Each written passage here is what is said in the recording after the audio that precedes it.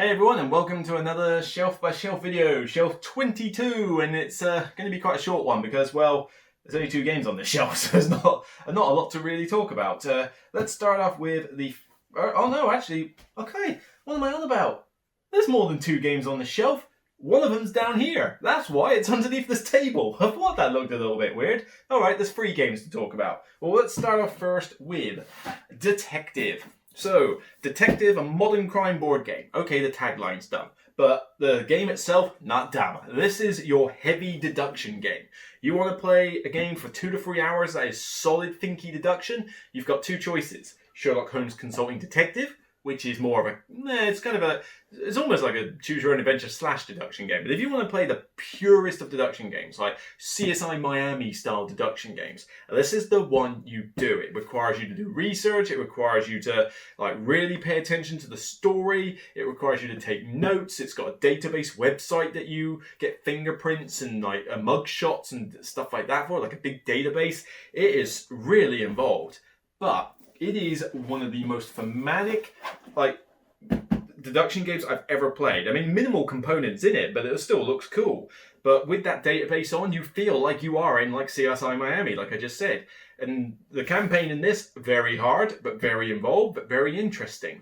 Now, granted, 5 missions is quite hard to get the same group together and find the time to do, but it's definitely worth it. The thing with this, though, that's really sung to me is the expansion to this. What's it called? LA Crimes, where it's set in the 80s. So I put on Lethal Weapon and Beverly Hills Cop and Die Hard soundtrack music and stuff like that, and I play it with that in mind. And the theme so dripping in LA Crimes, and it's only 3 missions, not 5, so it's a lot easier to get done and dusted. I've even tried a couple of the special scenarios, like the standalone ones that were released before as training ones, and there's actually 2 more that I need to try. Under the Radar, and another one that was done by a famous designer. I can't remember what it was called, but it escapes me. But basically, the Portal website has got these free scenarios that they've offered, which are standalone scenarios. I need to try them at some point, actually. It'll be really sweet. So this one is really good for any deduction aficionados out there. And I kind of suck at it, but I'm still really enjoy it. So we'll wait for... Right, this one's going to be a bit of a hard one to show you the back of, and you might have to just ignore the fact that I can't really do that, unless I take this one. Basically, this is Robinson Crusoe. This is the hard as nails survival adventure game, where you take a scenario. It might be you washed up on the beach and you've got to make a signal fire. You're being assaulted by cannibals. You're Indiana Jones searching in a lost volcano or something. And you go through making these little inventions like a fire pit and rope and snares. You go hunt animals. You encounter these events that come back to haunt you later, in a sense. You get some benefit now, but it will come back and be bad later. And this is the expansion box that gave you a special weird campaign, which I like, but this is definitely one mainly for the ones who are big fans of the game, because it does change things up quite a bit from what you're used to with Robinson Crusoe, but it is more content, more scenarios, and a different, a horror way to play the game, as they call it. It's as if the game wasn't hard enough. You have to put horror mode into it. I feel that's just kind of a little bit on the whole sadistic side from one side of the story. It's you got to be a bit of a masochist to want to do it yourself. But we have Robinson, and actually, showing the back of this won't really tell you much, unfortunately. But this one, the box lid is pretty much off it. I mean, the reason being, there's an insert in here in the board, and it is holding the entire game in one box. The only thing that's in there is the Voyage of the Beagle expansion, which I haven't even really tried. That one. It was I bought it as a whim, and I never really got to try it. It's all in that box. This holds the Mystery Tales expansion and the base set stuff in an insert from eRaptor that I did a video on. Just annoyingly, you have to have the lid off and stuff like that. So it's not ideal, but I'm kind of making do with it for now. But it's a really fun survival game for me. I mean, I like playing it every now and again just to try out a different scenario or try out a different route. But I have to kind of relearn the rules again to it, because it is a bit of a mammoth in terms of its rules, even with a better rule book that this one has. Some upgraded components over the first edition. You don't have to buy this if you already have the first edition. There's not much point. And it's just really solid. Really enjoy this one. Again, board games that tell stories. Now, the other one, I'm going to have to grab the lid in the box because I'm actually playing this one at the moment through a campaign setting as a solo game.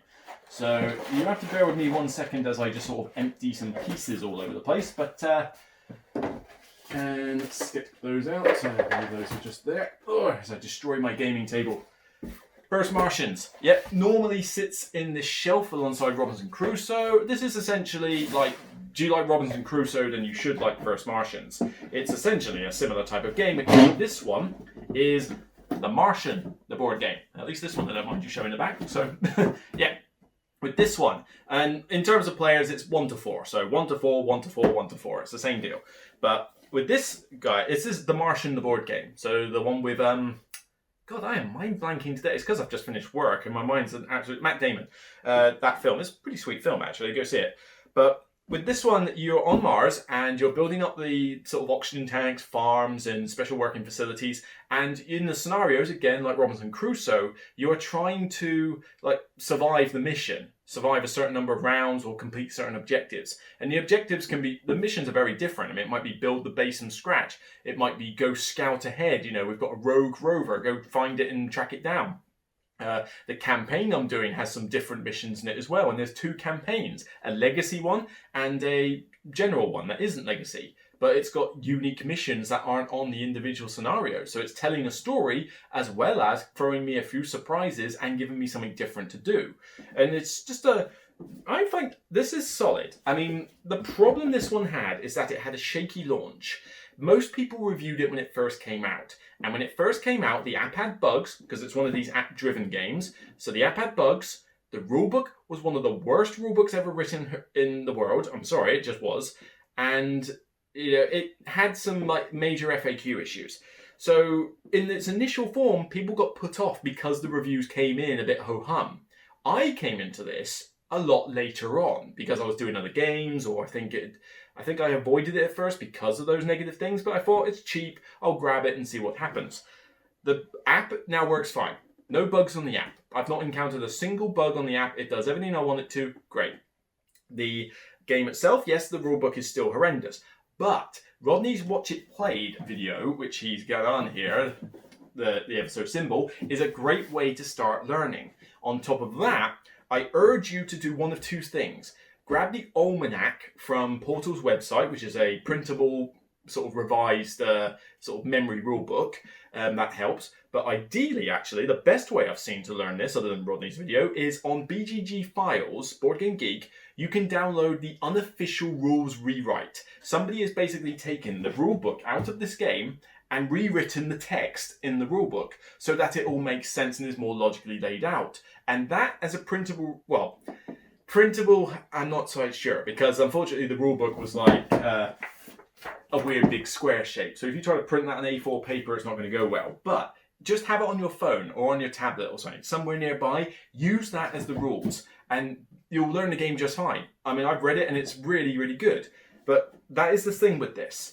You just have to accept that your method for learning the game is going to be a bit more unorthodox compared to other games. But it's worth it when you do. The game is good fun. Really strong theme. Really cool scenarios. Again, a difficult game as well, just like Robinson Crusoe. However, I would argue that this one is easier to beat than Robinson Crusoe. So this one feels like a challenge that's achievable.